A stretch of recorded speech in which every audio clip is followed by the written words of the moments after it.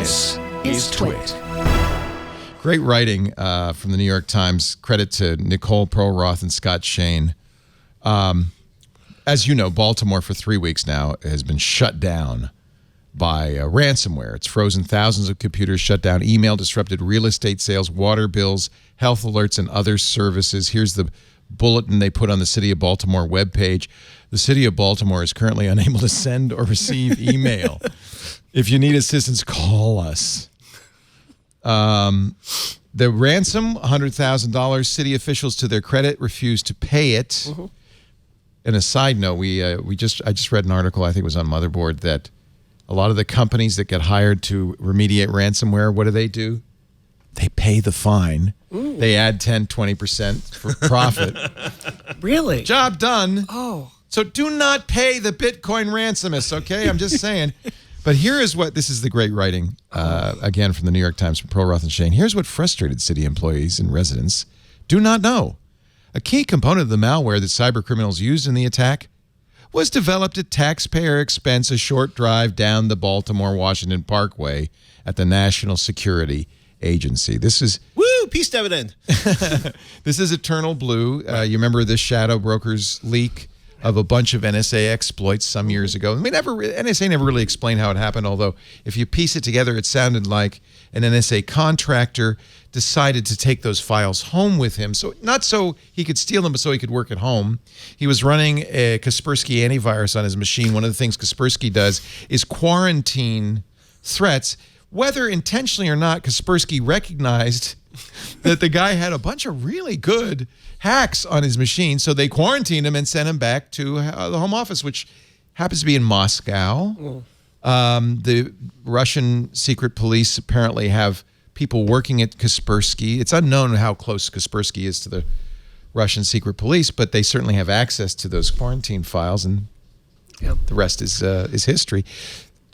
The thing I said on the radio show today, and I think this, and I wanted regular people here, not geeks, is this is the problem.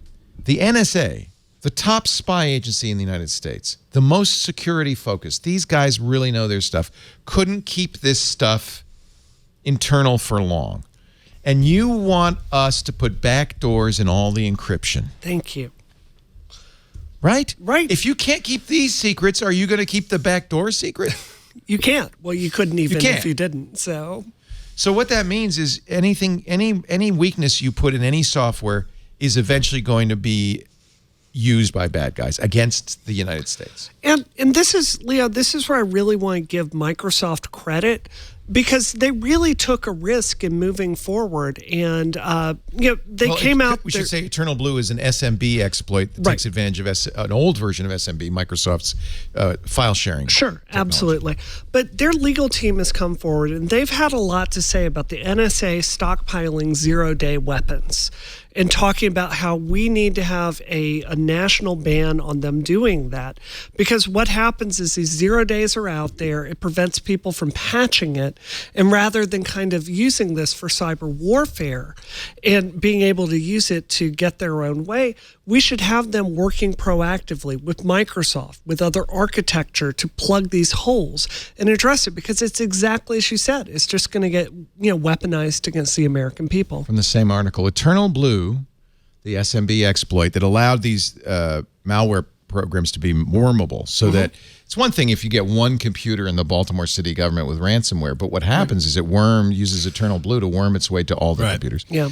EternalBlue was so valuable, former NSA employees said, that the agency never seriously considered alerting Microsoft about the vulnerabilities and held on to it for more than 5 years before the breach forced its hand. The breach was 2 years ago, so for 7 years that SMB1 flaws existed. Right. So, but Brianna, let me please counter you though. Clearly, national warfare, struggles, espionage is all going to become cyber-based, right? Absolutely. That's where we're headed. Right. If our NSA our NSA is not allowed to develop tools to do cyber warfare, then aren't we tying both hands behind our back? I think it's a good argument for that. Have you read Countdown to Zero Day about Stuxnet Source? What a great book. It's a fantastic book, and I won't go into all the details, but I will say the technical wizardry that they used to basically shut down the centrifuges in Iran, it was brilliant. It's certainly that kind of cyber warfare is going to... No lives were lost, but it shut down their nuclear kind capability. of an optimal solution, but there was a lot of collateral damage because this worm was spread all over the world. So, look, By the way, if you fire up a Windows machine that is not patched for Stuxnet, you will get it. Yes, because it's endemic on the net. It's just constantly out there. Right. Absolutely. So this isn't all or nothing, Leo, right? We live in a dangerous world. We do need to take this seriously. But in this particular case, the NSA was unable to keep this safe. And I would invite you to... They kept it safe for 5 years until somebody who deserves to get the "There is no patch for human stupidity" T-shirt decided to do work from home. Fair point. If you're working at the NSA, you don't take... I'm pretty sure. I mean, I could be wrong. Rules may have changed. I don't know anybody at the NSA that well, but I got to spend a couple, a day with the NSA. They have some pretty... They're uptight smart. people. They're really uptight. And they have rules in place, and I'm pretty sure... those rules didn't stop Edward Snowden, and then several years later did not stop... Well, there is no patch for humans. That could be the short version. Right. I mean... Until the government is not run by humans, I think we got a problem. I feel like we're not going to give up developing these tools. Right. But I think there is an analog here, and that is biologic weapons. So there is also a lot of incentive for governments to create biological weapons. But we have I don't know if it's Geneva Convention, but we have an agreement among governments that they won't do it. And the reason is these pathogens that probably do exist in labs, I'm thinking, should they get out, would wipe out the population of the country. Right. So there are restrictions on this kind of warfare. Maybe we need... Is it even possible to get people like Iran, Saudi Arabia, North Korea, China, Russia to agree to some sort of cyber moratorium? I think if you're talking to people at the NSA, if you're talking to InfoSec experts, they are talking about this. The United States cannot go it alone and solve these kinds of problems. If we're talking about truly... we would be unilaterally disarming if we did. Exactly. So we've got to do exactly what you're talking about. Form alliances with other nations, We're form so standards. good at that right now. Well, it's not great, but we can change that. We can change that. So, the truth is we just can't isolate ourselves. We need to engage with other people. It's so tempting to say, well, this is all. But this we is got all. to try, right? This is all one giant mess. For example, Dianne Feinstein hates cryptography fundamentally. I don't know how else because she to say doesn't it. get it. I don't know if I think she totally gets it, but her priorities in terms of national security, that's much more important to her than maybe not every bank account in the planet getting hacked. Right. I mean, it's you talk to people at different levels of government. I mean, one of the fun things about DEF CON is who you run into drunk at 2 a.m. Yeah. And people who are at the front lines have a very different perspective from people at home. And if somebody spends their entire day going, we get hit by this, we get hit by this, we get hit by this, we get hit by this, and people are constantly, the whole cyber warfare thing, there's little skirmishes going on all the time. There's all sorts of mayhem going on. I just read an article about there's a little island off of Manhattan that we do practice cyber attacks on the grid. And it was just in the Times today, I think. And every 6 months, they bring down the grid and see how fast we can get it back up again on this island that nobody's allowed to visit. It's a private, military installation. I just want to bounce off what you were saying with Dianne Feinstein. She voted to reauthorize the Patriot Act. She voted to she's very against cryptography. In my experience, I think it's faulty thinking to think any particular political party is going to come to your rescue on this issue. Yeah. When I talk to people... I'm not talking about a political party. I'm talking about one of the senators from the state I live in. It's going to be diametrically opposed to the companies that generate the majority of the revenue. Absolutely. In her state. And I think a lot of the citizens. citizens. I'm running as a Democrat. I think it's time for us to have a conversation saying we have not been good on this issue. And the axis of conflict here isn't one political party versus another. It's informed versus uninformed. Yeah, and then we just need to figure out how to separate all the special interests. And it's not just in the U.S., though, and that's the real problem. Because Yep. EternalBlue was first used by the North Koreans. They used it to bring down the British hospital system, the national health system. That was the first use of it. They brought down German railroads, 200,000 organizations around the world. Russia used it with NotPetya. So North Korea had WannaCry, which used EternalBlue. NotPetya used EternalBlue. It was aimed at Ukraine, but it ended up leaking out. FedEx cost them $400 million. Merck cost them $670 million. So these companies could reasonably lobby and say, look, we got to do something. But I think you also have to convince these countries. And I think it's a case of you have to say the damage, the collateral damage to your problem is, how do you convince North Korea? Yeah, here's the island, by the way. Have you ever been to Plum Island, Patrick? No. Off Long Island Sound? No. Well, you can't go there. Good. And it's where DARPA runs war games for a massive cyber attack. Oh my goodness. Yeah, it's owned by the Department of Homeland Security. Major attractions are a defunct lighthouse and a center that studies infectious animal diseases. Strangely, though, their power goes out every 6 months.